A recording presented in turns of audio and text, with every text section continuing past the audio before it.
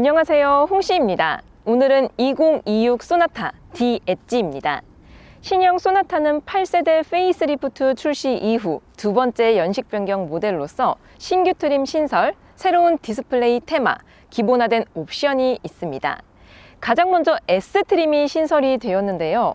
이는 프리미엄 트림 기반으로 12.3인치 파노라믹 커브드 디스플레이, 1열 통풍 시트, 듀얼 프로토 에어컨, 고속도로 주행 보조, 후측방 충돌 방지 보조가 기본화가 됩니다. 그리고 두 번째로는 디스플레이 테마가 신설이 되었는데 이 중에서 소나타 40주년 에디션도 고를 수가 있다라고 합니다. 이외에도 익스클루시브와 인스피레이션에서도 기본화된 옵션이 들어가며 가격은 2025 대비 평균 71만 원 정도가 상승한 2,826만 원부터 시작입니다. 오늘 여기서 저는 S트림의 소나타를 시승해 볼 예정입니다. 소나타의 외장 컬러는 총 8가지 중에 하나를 고를 수 있으며 지금 보시는 컬러는 가장 베이직한 세레니티 화이트 펄 컬러입니다. 가장 무난하기 때문에 호불호가 없지 않을까 싶습니다. 신형 소나타는 23년도에 페이스 리프트가 되었습니다. 이때 심리스 호라이즌 램프가 들어가며 차체가 조금 더 커 보이는 느낌을 가져가고요. 또한 가로 형식의 라이트가 들어가기 때문에 좀 더 심플하고 고급스러운 느낌을 가져갑니다. 헤드라이트는 트림에 따라서 방식이 다른데 지금 보시는 차량은 MFR 타입이 들어가고요. 인스피레이션 트림에서는 프로젝션 타입이 들어간다는 게 차이점입니다. 그리고 추가적으로 올해 말이나 내년쯤에 소나타 풀 체인지가 출시될 예정이라고 합니다. 전면부의 디자인은 지금 보시는 느낌보다는 아이오닉 시리즈처럼 픽셀 라이트가 들어가 있다라고 하는데요. 지금과 또 다른 매력을 가져가지 않을까 싶습니다. 자, 이번엔 측면부로 왔습니다. 휠의 선택권은 17과 18인치 두 가지 중에 하나를 고를 수 있으며 지금 보시는 차량은 18인치 휠이 들어가 있습니다. 17인치와 비교했을 때 이 디자인들이 조금 더 날렵하게 빠져 있어서 저는 18인치가 좀 더 예쁘게 느껴집니다. 타이어 스펙은 235에 45 사이즈가 적용이 되며 피렐리 타이어가 적용이 됩니다. 그리고 프론트 휀다 쪽에도 사이드 엠블리셔가 나오는 디자인 포인트가 있습니다. 확실히 그냥 두지 않고 이러한 파츠만으로도 날렵함을 좀 더 극대화시켜주고 있습니다. 자, 그리고 이번에는 후면부로 왔습니다. 23년도에 소나타가 페이스 리프트가 되면서 개인적으로 가장 만족스러운 디자인 부분이 있다면 바로 이 트렁크 리드 부분이지 않을까 싶습니다. 별도의 디자인 파츠를 추가하지 않더라도 기본형부터 블랙 하이글로시가 포함이 되어 있는 스포일러가 포함이 되기 때문에 이 부분에 있어서 스포티함이 매력적이다라고 느껴졌습니다. 또한 좌우가 이어진 타입의 테일램프도 차체가 커 보이는 효과를 가져다 주고 있고요. 또 안쪽에도 현대의 엠블럼이 이렇게 클리어층 안쪽으로 들어가 있는 타입이기 때문에 좀 더 입체감을 느낄 수 있는 디자인이다라고 느껴졌습니다. 그리고 범퍼 디자인 같은 경우도 고성능이 아니지만 고성능에서 볼 수 있는 이러한 머플러의 포인트들도 들어가 있기 때문에 저는 개인적으로 후면부의 디자인이 가장 만족스럽습니다. 트렁크 버튼은 여기 리드 쪽에 있으며 익스클루시브 트림부터 전동 트렁크가 탑재가 됩니다. S트림 같은 경우는 전동 트렁크가 미탑재가 되어 있어요. 기본 적재 용량은 480리터를 가지고 있으며 이는 K5와 동일한 수치를 가져갑니다. 사실 패밀리카로도 좋고 택시로도 많이 사용이 되는 모델인 만큼 공간에 있어서는 불편함이 거의 없지 않을까 싶습니다. 또 러기지 매트 아래쪽에도 소화기와 기타 등등 자동차 부품들을 넣을 수 있는 공간이 있기 때문에 수납에 있어서 스트레스는 거의 없지 않을까 싶습니다. 짠! 이번에는 2026 소나타 실내에 들어왔습니다. 소나타는 트림에 따라서 컬러와 가죽이 달라집니다.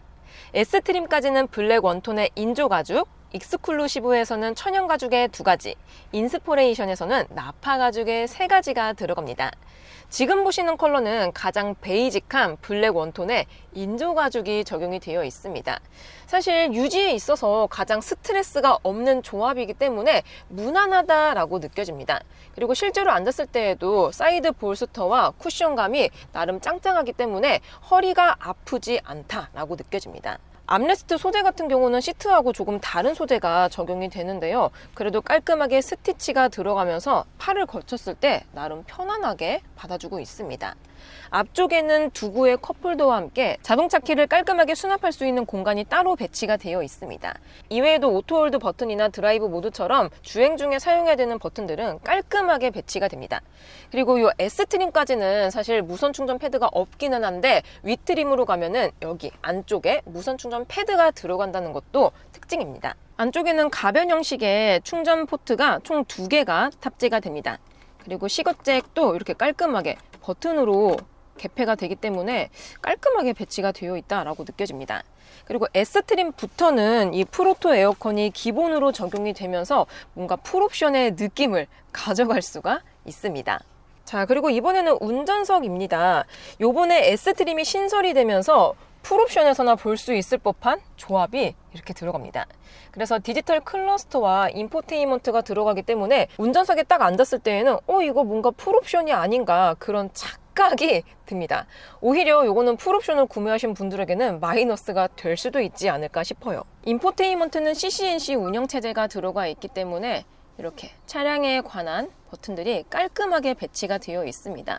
무선 폰 프로젝션과 OTA 업데이트도 가능하기 때문에 사용성에 있어서는 편한 편에 속합니다. 도어 트림도 사실 기본 트림에 준하는 S트림이기 때문에 소재에 있어서 고급성은 조금 떨어지긴 하지만 그래도 나름 팔을 걸칠 수 있는 이 부분에는 가죽으로 마무리를 해놔서 괜찮은 느낌이 들긴 합니다. 자, 그래서 2026 소나타 운전석에 앉았을 때의 느낌은 이렇습니다.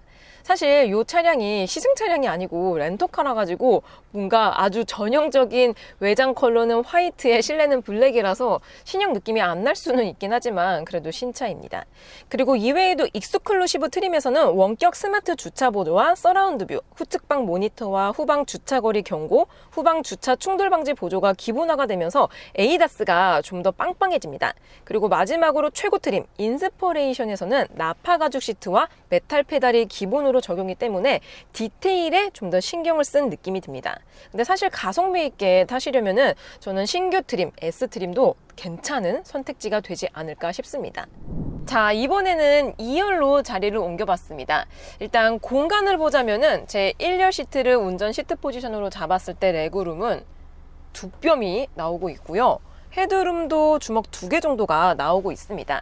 사실 택시로 가장 많이 이용이 되는 차량이 소나타이기 때문에 2열 공간에 있어서는 이견이 없습니다. 정말 편안하고 안락하고 여유로운 공간이다 라고 느껴집니다.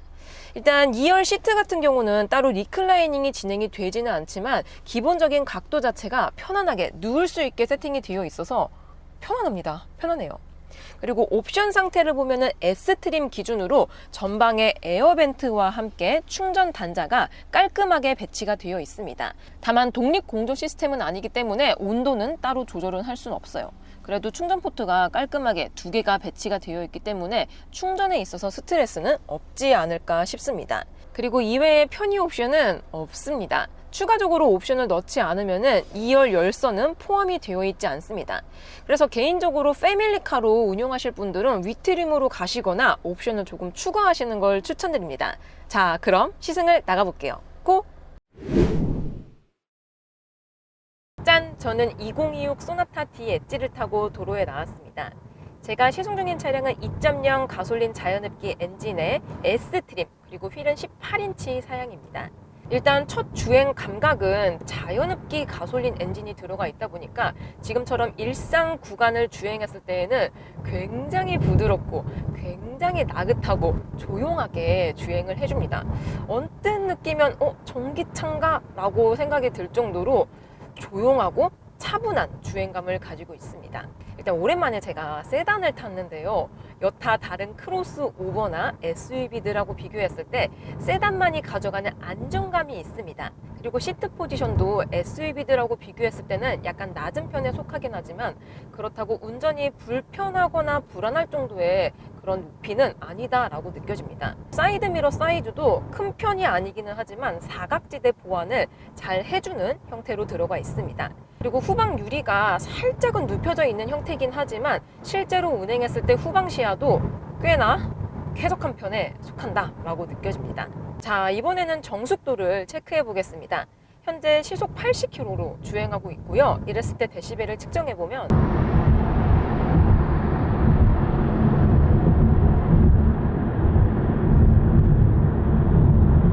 이 정도 데시벨이 나옵니다. 그럼 동일하게 시속 80km에서 윈도우도 한번 내려볼게요.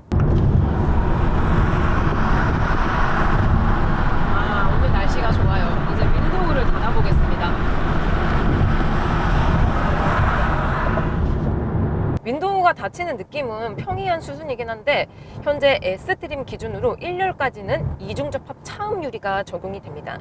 그래서 외부 소음 유입을 어느 정도 잘 막아주고 있는 상태이고요. 또한 속도를 높일수록 풍절음이 살짝씩 들어오긴 하지만 그래도 크게 들어오는 수준은 아니다 라고 느껴집니다. 그리고 소나타가 8세대가 페이스리프트 되면서 윈드실드와 사이드미러 형상을 조금 개선해서 풍절음을 줄여줄 수 있게 세팅이 바뀌었다라고 하는데요. 전반적으로 풍절음은 그래도 꽤나 잘 막아주는 편에 속한다 라고 느껴집니다. 그리고 현재는 속도 감속 구간을 진행하고 있습니다. 이랬을 때 로드 노이즈는 살짝 우당탕탕 하는 느낌이 있습니다.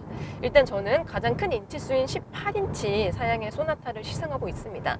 보통 휠이 커지면 타이어 평평비가 줄어들기 때문에 타이어에서 흡수해주는 파이가 줄어들게 되고요. 결과적으로 노면 소음이 좀 올라올 수가 있습니다. 여기가 자유로라서 노면이 좀 안 좋긴 해요. 그래서 크랙이라든지 새로 땜빵한 구간, 이런 구간을 진행했을 땐 좀 시끄러워요. 그러다가 다시 포장된 도로로 갔을 때 거의 뭐 전기차처럼 엄청나게 조용하게 주행을 해줍니다. 다시 땜빵 구간. 이랬을 때 로드 노이즈는 윈드 노이즈에 비해서는 조금 많이 올라온다 라고 느껴집니다. 자, 그리고 이번에는 승차감입니다. 신형 소나타는 페이스리프트가 되면서 전륜에는 하이드로 부시가 적용이 됩니다. 이는 일반적인 고무 부시하고 비교했을 때 다양한 노면에서의 대응력이 좋습니다. 지금은 새로 포장된 도로, 이런 곳에서는 정말 실키실키하고 미끄러지는 아주 부드러운 주행 감각을 가져갑니다. 그래서 너무 조용하고 좋거든요. 하지만 안 좋은 노면에서는 정반대입니다. 여기가 노면이 좀 안 좋긴 한데 노면에 따른 승차감의 격차, 방금처럼 로드 노이즈도 제가 노면에 따른 격차가 크다라고 말씀을 드렸는데요. 승차감도 거의 동일하게 가져갑니다. 그리고 개인적으로 SUV들하고 비교했을 때 세단은 일단 전고도 낮은 편에 속하고요. 최저 지상고도 낮기 때문에 서스펜션의 스트로크가 짧게 가져갑니다. 그래서 SUV들하고 비교하면 바운싱이 작아서 승차감이 대체적으로 좋다라고 느껴지는데 문제는 이렇게 안 좋은 노면을 지나갔을 때 잔진동을 요즘 차량들하고 비교했을 때 살짝 못 막아주는 게 아닌가라고 느껴집니다. 컴포트하고 편안한 하체를 풀어내려면 어쩔 수 없는 거긴 하지만 그래도 안 좋은 노면에서의 진동, 잔진동들을 조금 더 잡아줬더라면 좋았을 것 같습니다. 참고로 제가 타고 있는 차량의 고기압이 조금 높습니다. 전륜이 지금 45 PSI, 후륜도 45 PSI로 맞춰져 있습니다. 오랜만에 내돈내산 컨텐츠로 시승 차량이 아닌 렌터카를 제가 렌트를 했거든요. 근데 공기압이 굉장히 높습니다. 그리고 지금 바로 옆에는 K4 외건 차량이 지나가고 있네요. 어머나, 되게 예쁘다. 아무튼 제가 타고 있는 차량 특성으로 공기압이 너무 높다 보니까 안 좋은 노면에서의 진동들과 승차감들이 좀 마이너스가 된다라고 느껴지지만 요거는 공기압 조절을 통해서 어느 정도는 세팅을 좀 좋게 가져갈 수 있지 않을까 싶습니다. 자, 그리고 이번에는 가속감을 느껴보도록 해보겠습니다. 제가 시승 중인 차량은 2.0 자연흡기 엔진이 들어가 있는 차량이기 때문에 드라이브 모드는 에코, 노멀, 스포츠, 마이 드라이브 이렇게 4가지가 있습니다. 일단 소나타 같은 경우는 파워트레인 라인업이 다양합니다. 1.6 가솔린 터보가 있고요. 제가 타고 있는 2.0 자연흡기가 있고요. 가스차가 있고요. 하이브리드가 있고요. 약간의 고성능을 지향하는 2.5 가솔린 터보가 있습니다. 라인업이 무려 5개예요. 5개입니다.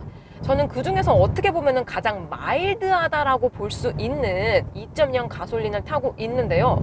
한번 가속감을 느껴보도록 해보겠습니다. 드라이브 모드는 스포츠 모드로 세팅을 바꿔둔 상태입니다. 확실히 최신 CCNC가 들어가 있기 때문에 드라이브 모드를 변경했을 때 이 그래픽 보는 재미가 있는 것 같아요.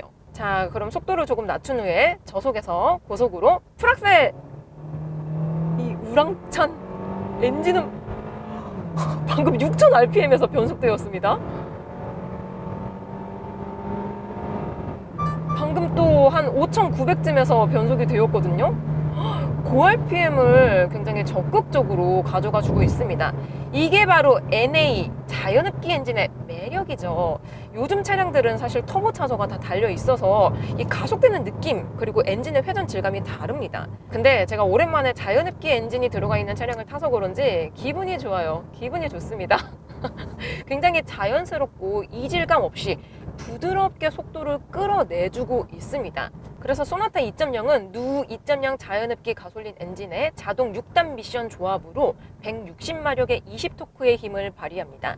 수치로만 봤을 때에는 좀 출력이 부족하지 않을까? 혹은 좀 약간 답답하지 않을까라고 걱정이 들 수 있는 수치인데요. 실제로 스포츠 모드로 드라이브 모드를 변경하고 엑셀레이터를 깊게 밟았을 때 요즘 터보차저들하고 비교하면은 좀 차이가 있긴 해요. 좀 여유롭고 느긋하게 속도를 올려주고 있기는 하지만 어느 속도 이상 구간부터는 오히려 좀 더 자연스럽게 가속이 되기 때문에 주행 질감은 훨씬 더 고급스럽다라고 느껴집니다. 그래서 다시 한번 밟아보면 자연스럽게 RPM을 높여서 가기 때문에 거스름이 없어요. 정말 좋습니다. 여기서 다운시프트 현재 4단 사용해주고 있습니다. 근데 의외로 드라이브 모드에 따라서 고속 한계치가 살짝 차이가 있습니다. 이렇게 보통 좀 데일리한 포지션을 가지고 있는 차량들은 드라이브 모드를 변경하더라도 크게 차이가 없거든요. 도찐 개찐이야. 비슷하거든요.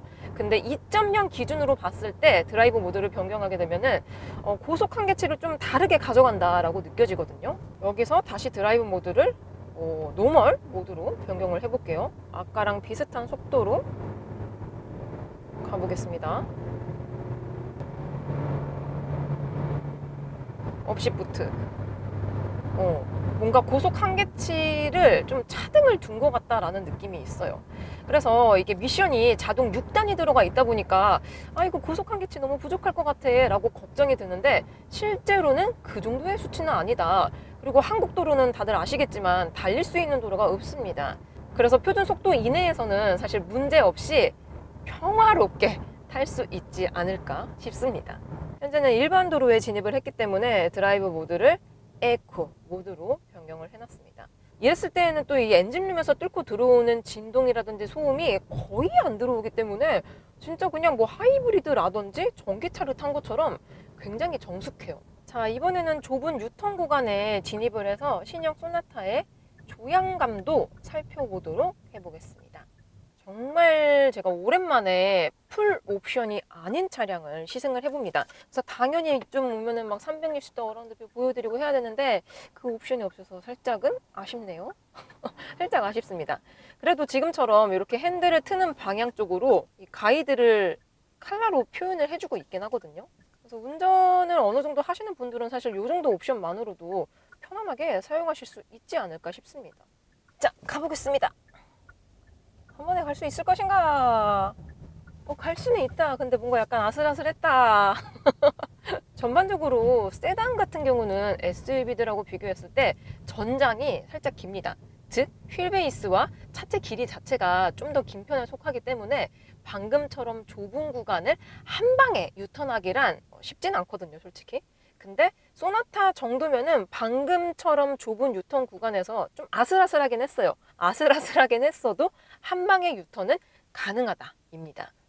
그리고 실제로 이제 조향을 했을 때에도 좀 뭔가 이게 스티어링 휠 기어비 자체가 높게 세팅이 되어 있다라고 느껴지진 않거든요. 마일드합니다. 마일드예요. 드라이브 모드를 바꾸더라도 스티어링 휠 기어비 자체가 크게 달라지진 않지만 무게감, 핸들을 돌렸을 때 무게감에 있어서는 차이가 있기 때문에 좀 뭐 펀드라이빙이라든지 곡선이 많은 구간이라든지 방금처럼 한 방에 유턴을 해야 되는 구간, 그럴 때는 스포츠 모드를 활용해서 사용하신다면은 좀 더 편리하게 운용하실 수 있을 것 같습니다. 자, 이번에는 전방에 코너 구간이 있기 때문에 신형 소나타의 선의 능력도 살펴보겠습니다. 드라이브 모드는 스포츠 모드입니다. 코너를 지금 돌아가고 있는데 야, 지금 오랜만에 세단을 타서 그런지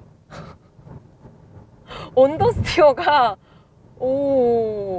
많이 납니다.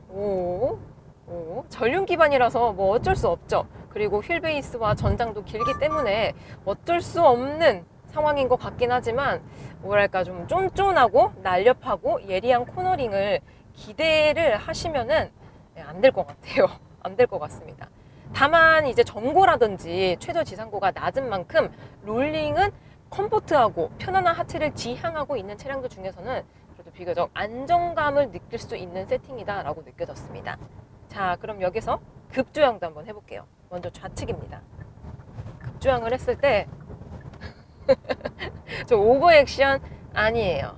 이게 컴포트한 하체를 지향하려면은 뭐 가령 예를 들어서 급 코너 구간이나 아니면 지금처럼 급조양을 했을 때 차체 밸런스가 살짝 흔들릴 수가 있습니다. 이건 어쩔 수가 없어요. 서스펜션과 댐핑의 세팅을 편안하게 했기 때문에 어쩔 수 없는 거긴 하지만 그래도 우리가 주행을 하다 보면은 급조양을 해야 될 때도 있단 말이에요. 갑자기 뭐 전방 차량이 급정거를 한다든지 그럼 피해야 되니까 그랬을 때 좀 민첩한 차량들은 비교적 안정적으로 이렇게 차량을 피할 수 있는데 제가 타고 있는 이러한 좀 약간 휘청이는 차량들을 탔을 경우에는 그립을 다시 잡는데 좀 노력을 하셔야 됩니다. 그래서 반대편으로 한 번 더 급조양을 해보면 틀었을 때 이 전고와 최저 지선고가 낮음에서 오는 안정감은 좋지만 차체 밸런스가 이러한 운전을 했을 때 대응을 잘해주는 편은 아니다 라고 느껴집니다.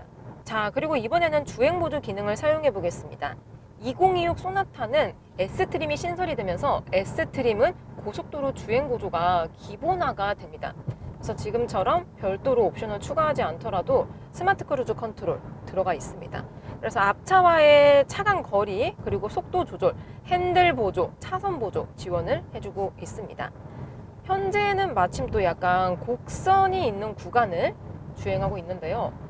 이랬을 때 핸들 보조와 차선 보조는 그래도 꽤나 안정적으로 진행을 해주고 있습니다. 여기서 이제 핸들을 잡으시오 라고 경고 문구가 떴는데요. 안 돼.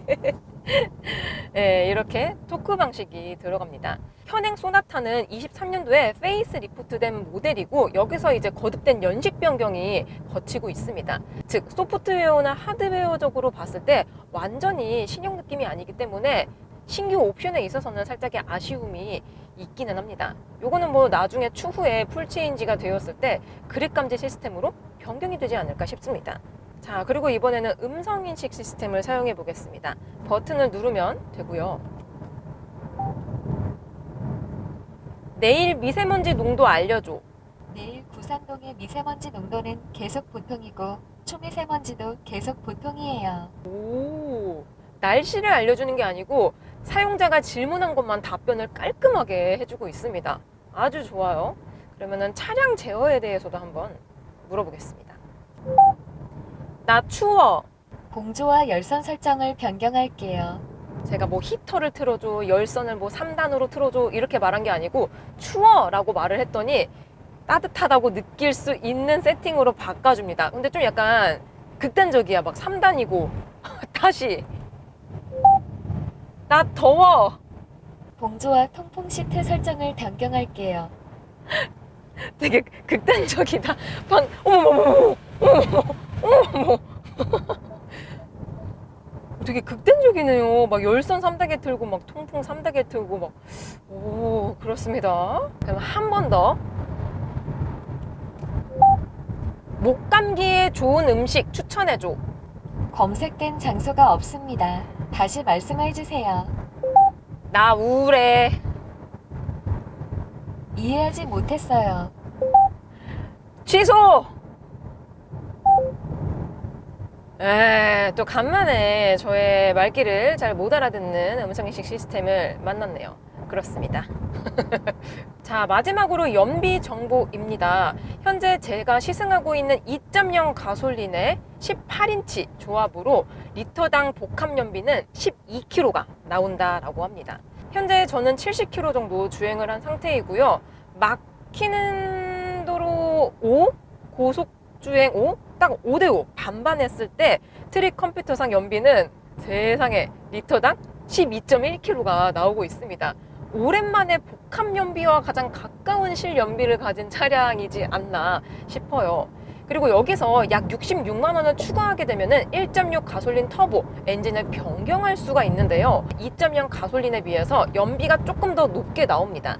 리터당 복합 연비가 그래도 1km 정도 더 나오기 때문에 뭔가 운전의 재미도 즐기면서 연비도 조금 더 챙기고 싶으신 분들은 1.6 가솔린 터보가 더 좋은 선택지가 되지 않을까 싶습니다. 짠! 이번에는 소나타 2열에 탑승을 했습니다. 연속된 방직턱 구간을 넘으면서 2026 소나타의 승차감을 느껴보도록 해보겠습니다. 현재 저는 18인치 휠 사양의 소나타를 타고 있습니다. 첫 번째 방직턱. 어우, 좋아. 한 번 더. 두 번째 방직턱입니다. 제가 최근에 SUV들을 주로 타서 그런지 세단만의 안락함이 확실히 느껴집니다. 여기는 방직턱과 함께 맨홀 구간인데요. 이렇게 좌우가 고저차가 다른 구간을 지나가더라도 SUV들은 일단 키가 크고 최저 지상고도 높은 편에 속하기 때문에 한번 덜컹 하게 되면은 상하 스트로크가 커집니다. 근데 세단은 아무래도 키도 작고 또 최저 지상고도 낮은 편에 속하기 때문에 이렇게 한번 덜컹 하더라도 이 상하 움직임이 이 폭이 작다 보니까 전반적으로 흔들리는 게 크지가 않습니다. 특히 좌우가 동일한 방직턱 구간에서는 이게 또 세단만의 매력이죠. 그래서 약간 좀 택시를 탄 것 같은 느낌이 들기도 하거든요. 저는 개인적으로 택시를 탔을 때 뭔가 안락한 느낌이 들어서 약간 비몽사몽합니다. 그 정도로 편안한 하체 감각을 지향하고 있다 보니까 완전 오프로드가 아니라면은 비교적 편안한 승차감을 느끼실 수 있을 것 같습니다. 참고로 시승 차량의 타이어 공기압은 조금 높게 세팅이 되어 있어서 2열은 41 PSI 정도가 되어 있습니다. 공기압이 높은 거를 감안하더라도 괜찮습니다. 그리고 현재는 좀 약간 안 좋은 오프로드에 준하는 노면 상태를 가고 있는데요. 이랬을 때 자잘자잘한 노면의 요철들이 캐빈룸에게 전달이 되긴 합니다. 근데 전반적으로 이 서스펜션의 길이 자체가 좀 작기 때문에 크게 불편함이 있지는 않은 것 같아요. 특히 저처럼 자차를 SUV를 운용하시는 분들이 이렇게 세단을 타면은 전반적으로 이래서 자동차의 근본은 세단이구나를 느끼실 수 있을 것 같습니다. 자, 이렇게 2026 소나타 D 엣지를 시승해 보았습니다. 소나타의 에어백은 총 9개가 탑재가 됩니다. 충돌 테스트는 IIHS에서 2025 탑 세이프티 픽 플러스 최고 등급을 받았습니다. 리콜과 무상수리는 CCNC 플랫폼 내비게이션 관련 무상수리 한 건이 있었습니다. 자, 그래서 2026 소나타 어떠냐? 세계적인 트렌드가 SUV이긴 하지만 세단만의 장점이 확실합니다. 여기에 거듭된 연식 변경으로 패키징이 좋아졌다는 것도 매력적입니다. 그래서 풀체인지 직전에 신형 소나타를 가장 가성비 있게 구매할 수 있는 건 지금이지 않을까 싶습니다. 저는 그럼 다음 영상으로 찾아뵐게요. 오늘도 저의 영상이 재밌고 도움이 많이 되셨다면 좋아요와 구독, 그리고 알림 설정까지. 다음 시간에 또 뵐게요. 안녕.